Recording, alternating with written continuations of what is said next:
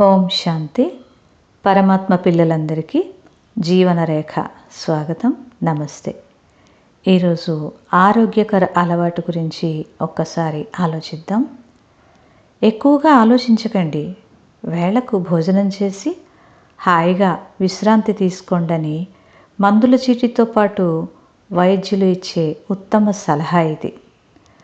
మందుల కంటే ఉత్తమంగా పనిచేసే ఈ సలహాను తూచా తప్పకుండా పాటిస్తే ముప్పు తిప్పలు పెట్టే అనారోగ్య సమస్యలకు దూరంగా ఉండొచ్చు.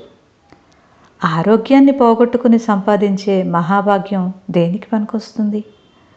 ఆరోగ్యం సరిగ్గా ఉంటేనే అనుకున్న లక్ష్యాలు సాధించగలరు, ఆనందంగా జీవించగలరు. సకల సౌకర్యాలు ఉన్నా వేళకు ఆనందంగా భోజనం చేయలేని బంగారు సంకెళ్లతో జీవన విధానానికి బంధీలు అవ్వకండి. నిద్రను ఎగరగొట్టేసి అతిగా ఆలోచించే అలవాటు ఆమడ దూరంలో ఉండండి.